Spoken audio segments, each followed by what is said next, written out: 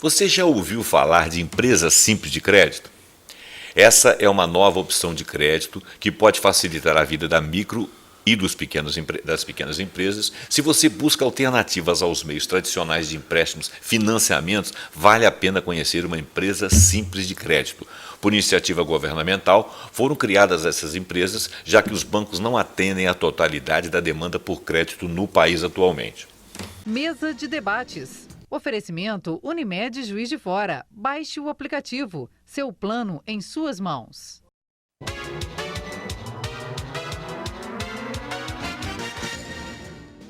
Olá, está no ar mais uma edição da Mesa de Debates aqui na TVE de Juiz de Fora. Eu sou José Roberto Abramo e nós estamos aqui todos os dias contando com a sua companhia.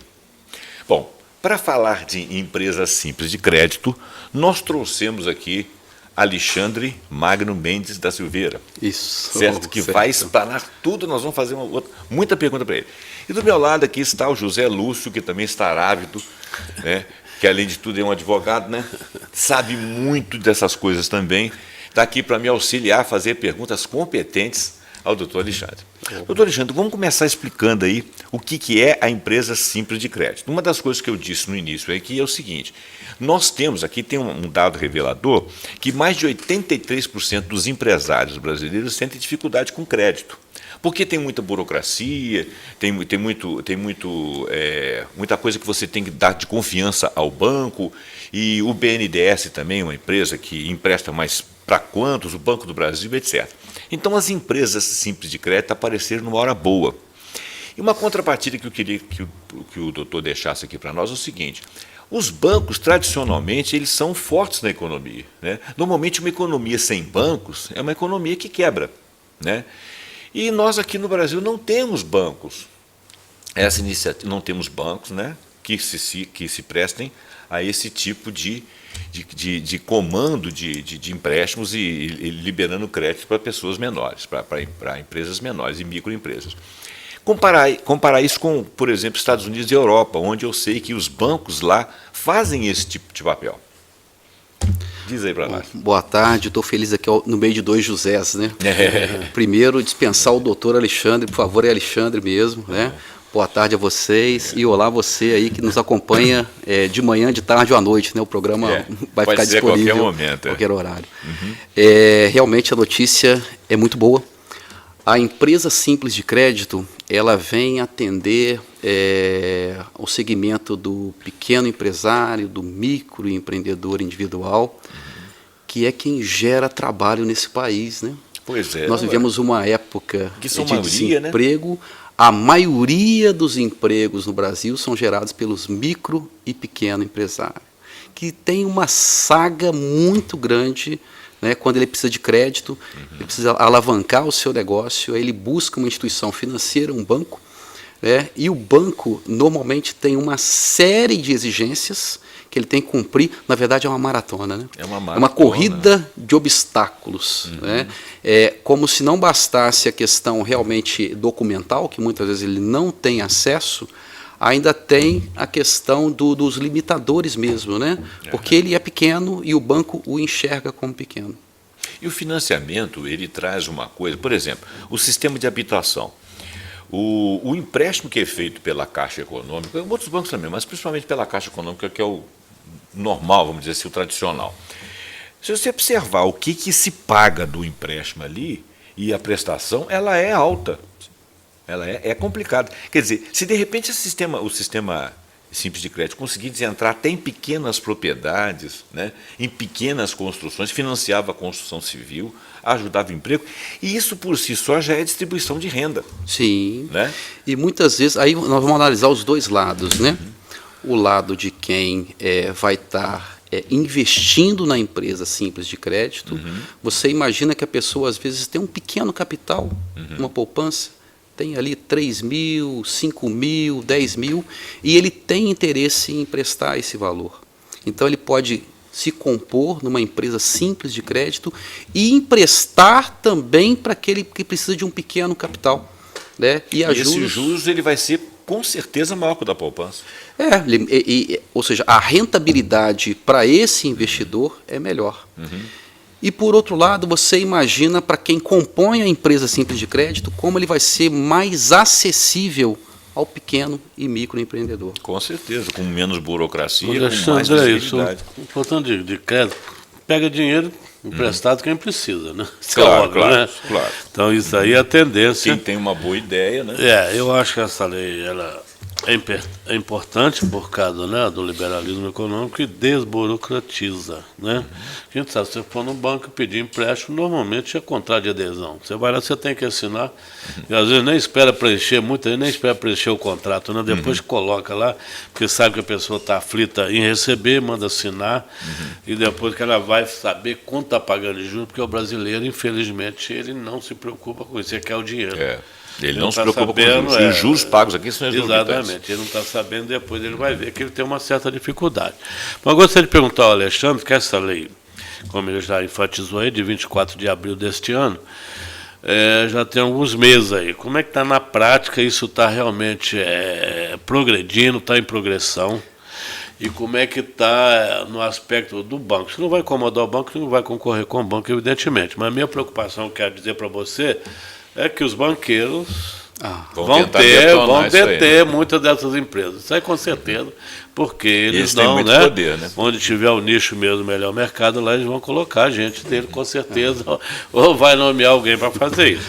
Mas essa empresa simples de crédito, ela vem atender mais um microempreendedor individual. O Lúcio, excelente pergunta, uma excelente colocação.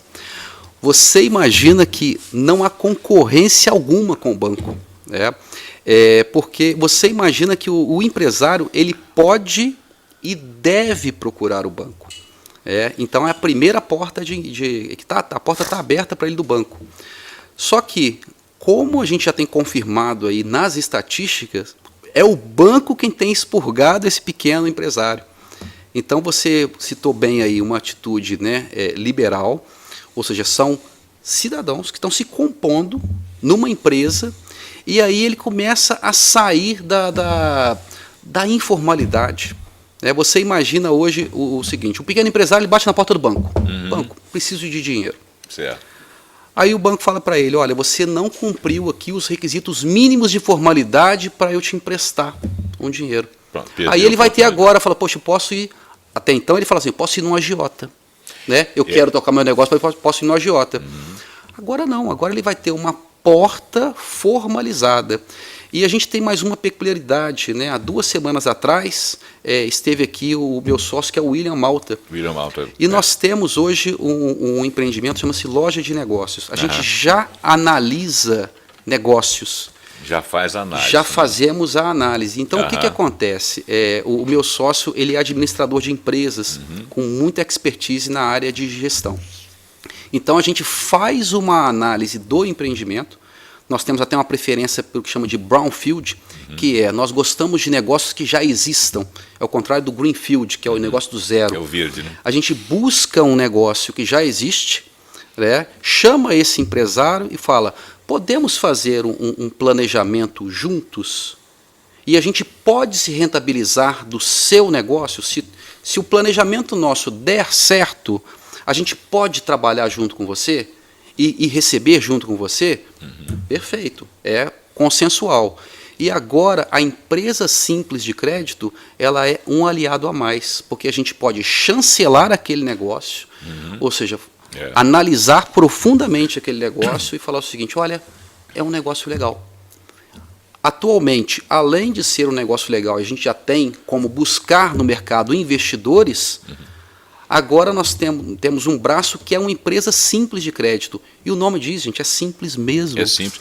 Essa colocação que ele fez aqui, muito interessante, porque o banqueiro podia sentir uma concorrência, mas eu acho que o que apareceu agora foi o seguinte, na realidade, terceirizou-se, porque esse dinheiro vai continuar andando no banco. Claro. Tá certo? Ele vai continuar indo no banco. Vai pegar o dinheiro no banco também. Vai pegar o dinheiro no banco. Quer dizer, nós vai ficar com o dinheiro em casa lá. Nós 3 aqui somos investidores, constituímos nossas empresas, nosso dinheiro está no banco. Nós vamos emprestar, vamos ganhar e vai colocar no banco. Quer dizer, o banco está terceirizando crédito.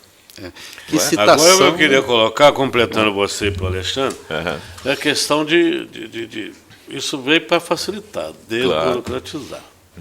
Mas eu quero saber, essas empresas, se já têm o valor mínimo de empréstimo máximo.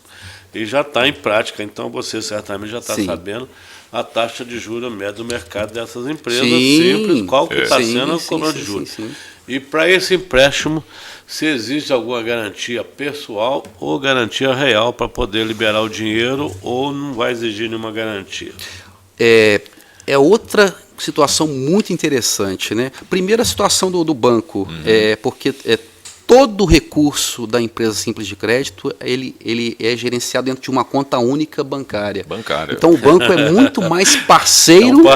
É muito mais parceiro. Esses caras. E a situação hoje de garantias. Olha que interessante.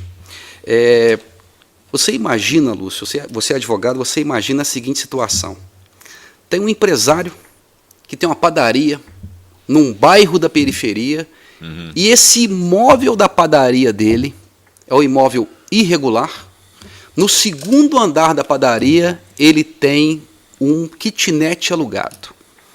Ele precisa de pouco. Ele precisa ali de, vamos colocar, R$5.000. Ele bate na porta do banco, o banco fala assim, 5.000 é pouco, mas qual garantia que você me dá? Aí fala assim, não tenho garantia porque meu imóvel é irregular. Na empresa simples de crédito, nós temos como fazer com ele um contrato de que o rendimento daquele aluguel dele, irregular, pode servir para chancelar o empréstimo mensal dos R$5.000 dele. Porque é uma renda fixa, uma renda demonstrada. Fixa. O banco não diligencia, né? O banco não pode muitas vezes ir lá na padaria dele, lá na periferia, e falar essa padaria é de verdade, esse imóvel é de verdade. O Maersk pode. Né? Desde que tenha interesse, eu posso diligenciar. Até pela proximidade. Antes de nós começarmos aqui, eu fiz uma pergunta ao Alexandre, que foi o seguinte, por exemplo, usei até o exemplo aqui do nosso câmera, né, que ele tem um amigo, né, ele tem muito dinheiro, isso é verdade. Vem para a ESC. Ele tem muito dinheiro. Aí ele quer emprestar para o cara da padaria lá do bairro dele. Mas nós três aqui que somos donos da empresa, nós é que temos a ESC, né, a empresa simples de crédito.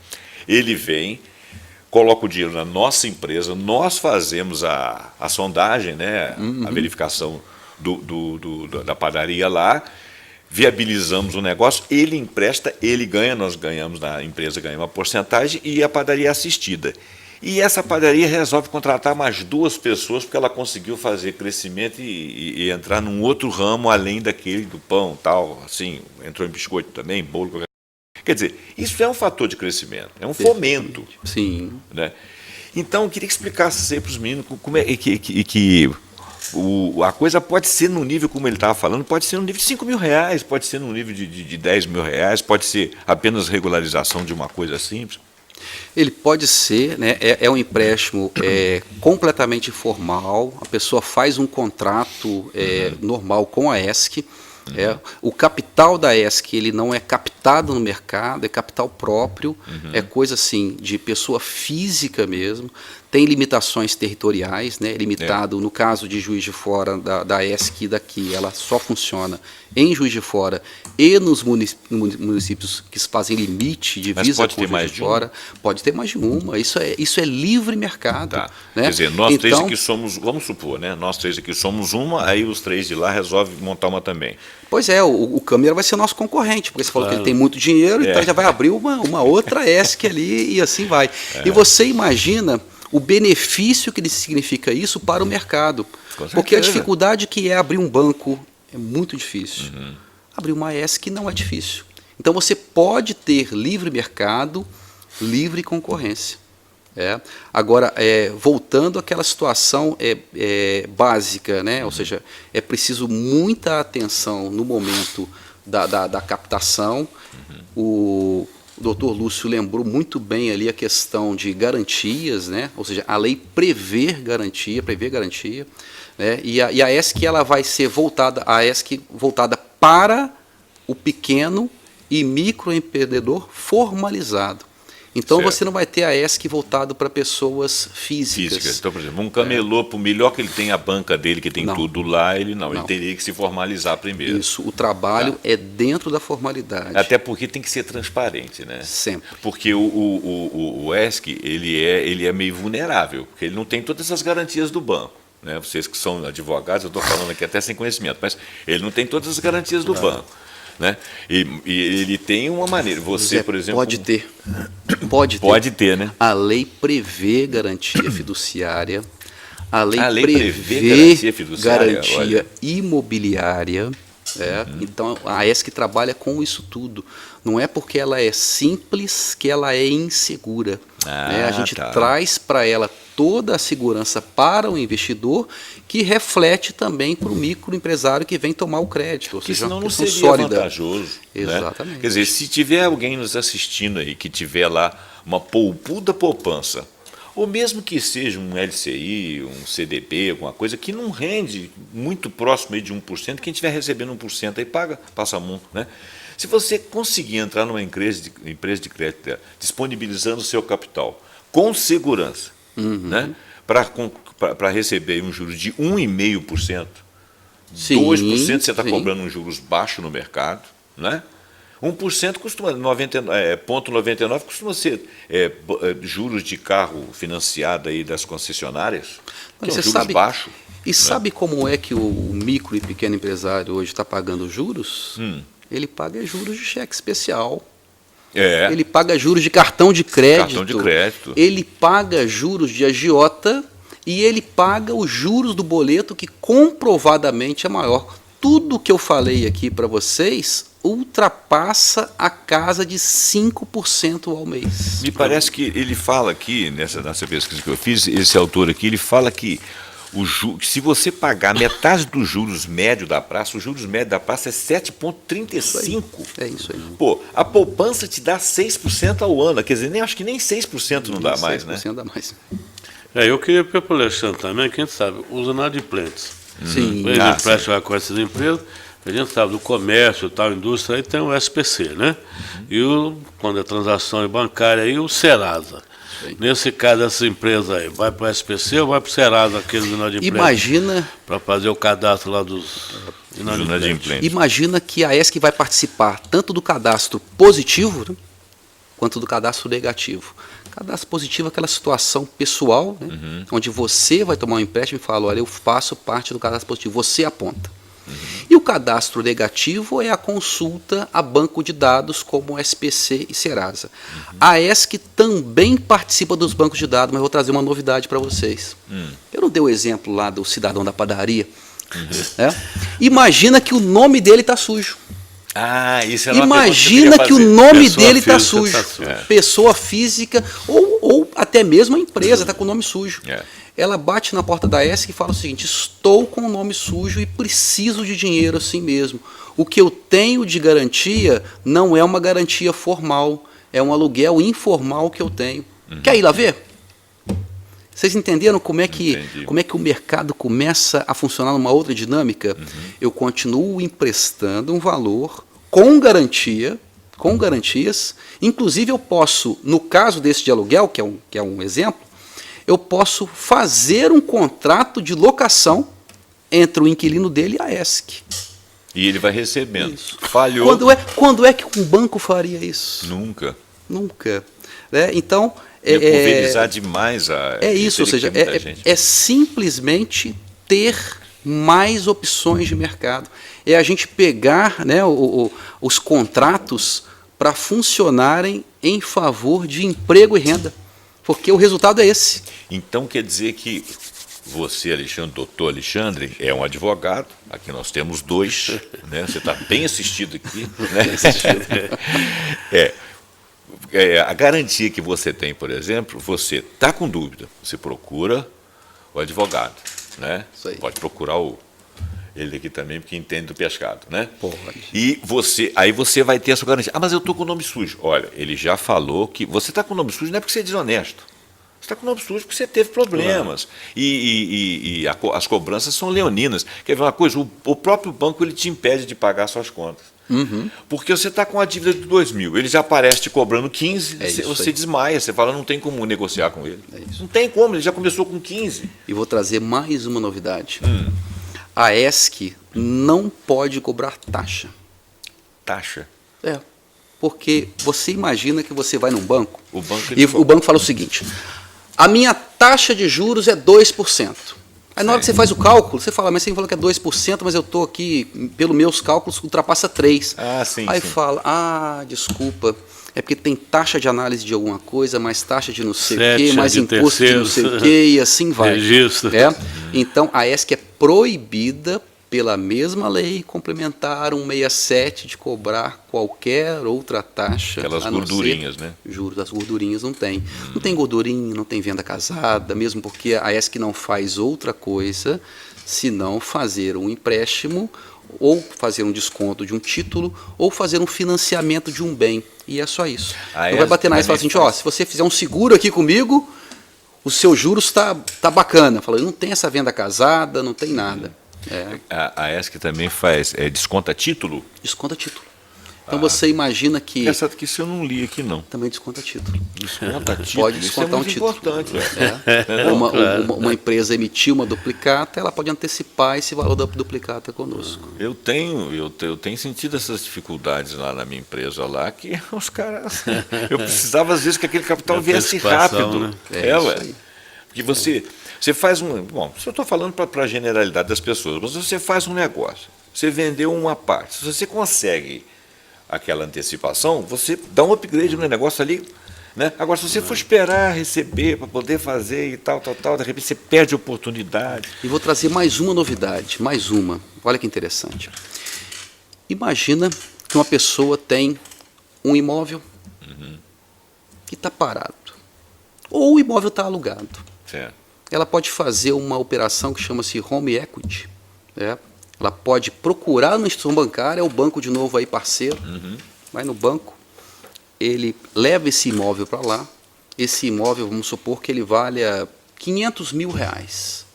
O banco libera para ele 250 mil reais, o imóvel continua com ele, o banco deixa lá como garantia aquele imóvel para ele, 250 mil reais, ele pega esses 250 mil reais, ele abre uma ESC. Então, com o rendimento da ESC, ele consegue pagar aquele empréstimo bancário e ele consegue empreender. Ou seja, ele tem um imóvel que está parado ou alugado, ele continua com aquele imóvel parado ou alugado, se rentabilizando ele dele. Está com capital imobilizado. Imobilizado. Ele foi no banco, levou esse imóvel para lá, o banco liberou um valor para ele, ele aplica numa ESC, ele começa a participar desse mercado financeiro. O que ele se rentabiliza na ESC, ele paga aquele valor que está hipotecado ao banco e ele consegue gerar na ponta de lá emprego e renda para o micro e pequeno empresário. Você sentiu, né? Não. Eu falei a vinculação com o banco, isso aí que eu dei esse exemplo. Pois é, claro, isso vai acontecer muito. Vai acontecer. Porque o banco vai acabar arrumando captadores de empréstimo lá fora, tá certo? Sem vínculo de emprego nenhum com ele, sem pejotização com ele, mas vai estar ligado lá, porque na realidade quem tem dinheiro é banqueiro mesmo. É impossível. Mas viram que a notícia é boa? Viram que é boa para o banco? Claro. É boa para o pequeno empresário? É dependente. É boa para quem tem um imóvel parado? É dependente. Quanto que dá o aluguel? O aluguel dá 0,4%. 0,4%. É isso aí, não dá nem meio. Né? Não dá nem meio. 0,4% do valor do imóvel. Né? Isso se for residencial. Se for loja, dá um pouquinho mais. 0,7%. Né? Hoje deve estar dando menos do que isso, porque isso quem está dando é a poupança. Então, quer dizer, o imóvel está dando menos. Quer dizer, você está com 0,2%, 0,3%. Você pega esse capital, vai pagar ao banco. Você tem lá um valor que você vai pagar ao banco. Com os juros que você tem na ESC aqui fora, você paga aquilo lá, está implementando, está conseguindo emprego, está fazendo o papel do banco. Não, mas é móvel espetáculo. Essa lei foi um espetáculo. E não vai fazer sem banco. O próprio governo todo aí, o município precisa de banco, né? Claro. Sim. Na verdade, quem manda mesmo são os banqueiros, né? Lá que tem o dinheiro, está tudo lá. Então, isso é assim aqui, na Europa, em qualquer lugar. Qualquer coisa, empresários, pessoas físicas, evidentemente que está ligado lá. Isso não tem dúvida. Porque lá, eu acho que quem manda, não vou dizer que o banco faz, né? Porque é a casa da moeda. Então, quem tem lá é o banco mesmo, o suporte. E vou trazer mais uma vantagem para a ESC, que é o seguinte. A gente sabe muito bem que hoje, né, existe uma legislação do consumidor, o Código de Defesa do Consumidor, que leva a um risco jurídico de alguns negócios. Como a ESC não trata de empréstimo para pessoas físicas, ela não está sob a égide do Código de Defesa do Consumidor. Tá. Então, ou seja, é uma proteção a mais para a empresa, né? Daí vem lá o camelô que precisa do empréstimo. Então, o camelô primeiro tem que se formalizar, né? Chegar lá para ele e falar, camelô, vira primeiro uma MEI, um microempresário individual, que aí você passa a participar da economia formal. Porque a gente tem que discutir um pouco também, olha, que modelo de país que a gente quer. A gente quer um modelo de país mais formal. A gente não quer um modelo de país onde o microempresário tem que recorrer ao agiota para se que é custoso e não distribui renda, não ajuda. Que a distribuição de renda é que vai gerar mais emprego. Né? Porque se o pequeno empresário consegue contratar mais 1 ou 2 funcionários, você já não tem, diminui criminalidade, menos gente cooptada para tráfico, para outros tipos de crime. Né? E você esperar que isso aí venha das grandes instituições é bobagem. Elas estão preocupadas com grandes negócios. Né? Certo ou errado, elas estão preocupadas com grandes negócios. Se nós fôssemos a China, que tem um banco só, acho que, se não me engano, tem um banco só que manda tudo e tal, mesmo assim diz que funciona, né? Diz que eles emprestam lá e tal. Não sei se chega nesse nível, mas é um outro país, né? Uma outra cabeça, uma outra forma de pensar. Eu acho que essa solução é uma solução muito interessante, até porque eu tenho para mim que a riqueza do país não são as commodities. A riqueza do país é a capacidade que ela tem de trabalho. Né? Por exemplo, se você tem petróleo e você tem refinaria, você tem riqueza. Se você tem só petróleo, você tem uma parte muito menor da riqueza. Porque o refino, o que é? É a indústria. Né? Se você tem um minério, aí isso é uma commodity. Mas se você consegue produzir alguma coisa com essa commodity, você tem riqueza. Quer dizer, aonde que está a riqueza ali? É o trabalho, a produção de trabalho. Né? Se você está pegando essas pequenas, essas pessoas que são capazes de trabalhar, né? Que são capazes de criar, de modificar uma realidade. Né? Pode ser um cara que faz uma construção, pode ser o cara que pinta, pode ser o cara que constrói uma máquina, que facilita a vida de alguém, isso é trabalho. Né? E se o dinheiro está indo para esse local e essas pessoas estão conseguindo criar suas famílias, contratar outras pessoas, eu acho que isso aí é a finalidade. Essa realmente... Eu consegui mais observar no mundo hoje, quem tem, além de tudo, você falou o trabalho, o mais importante é quem detém as fontes de energias. Aquela energia que vai fazer movimentar tudo, né? Claro. E imagina, porque você vê a briga aí por causa de petróleo e outras fontes aí de energia, esse é que é o principal, e que eu aprendi essa semana, que me chamou a atenção, um especialista falando isso aí, entendeu?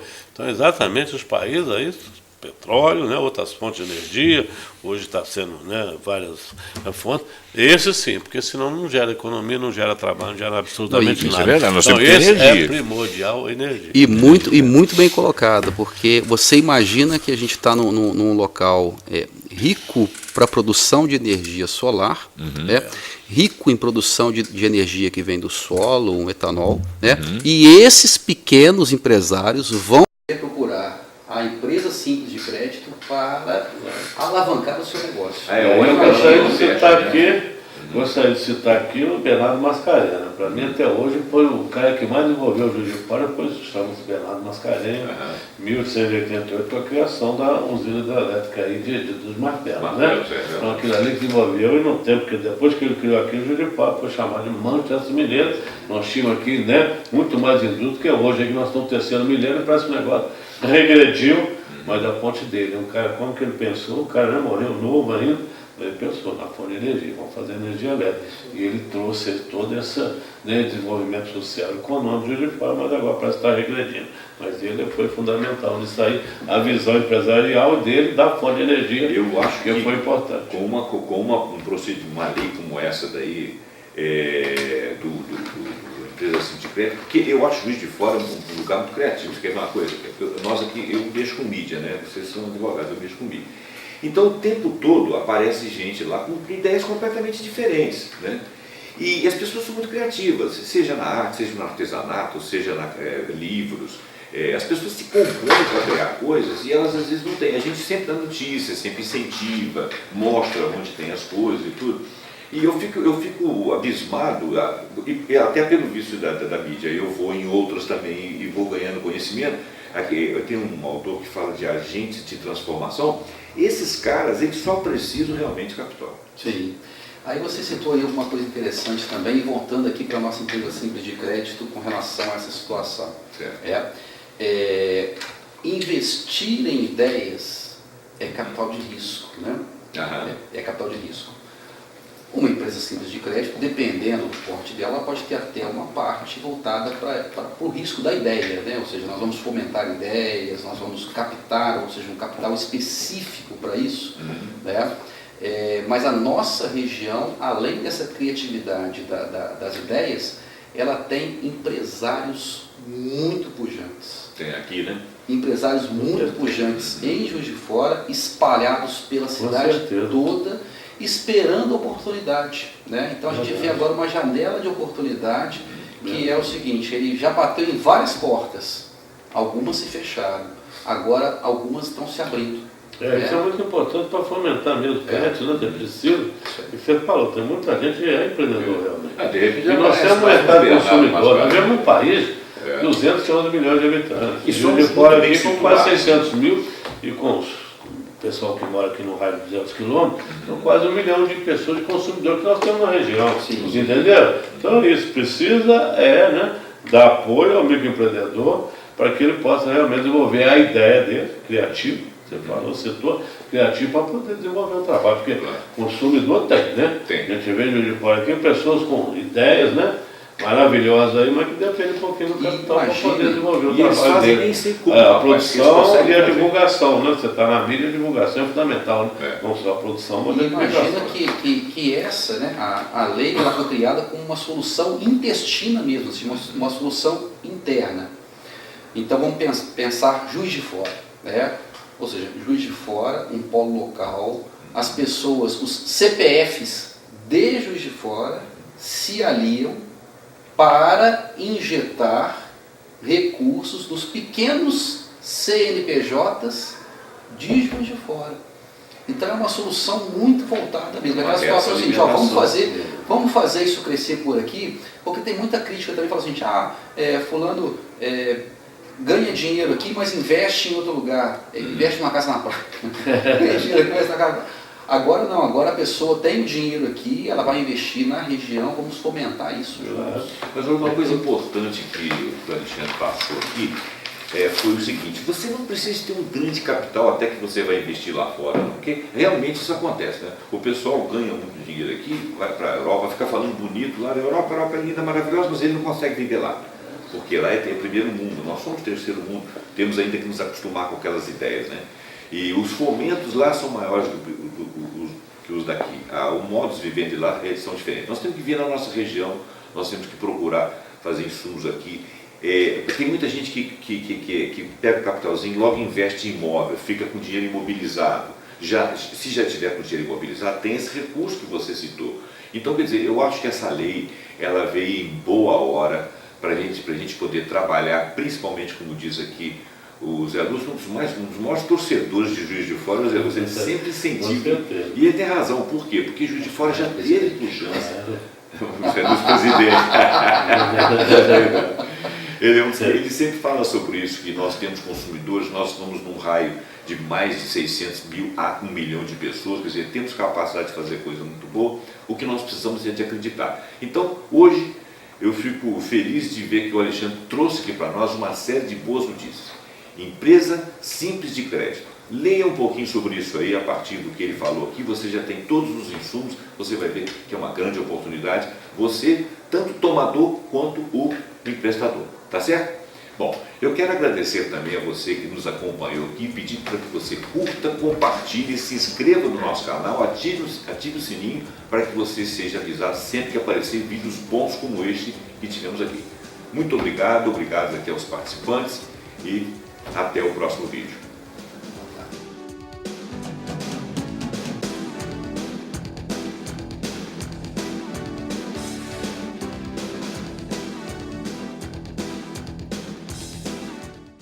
Mesa de debates. Oferecimento Unimed Juiz de Fora. Baixe o aplicativo. Seu plano em suas mãos.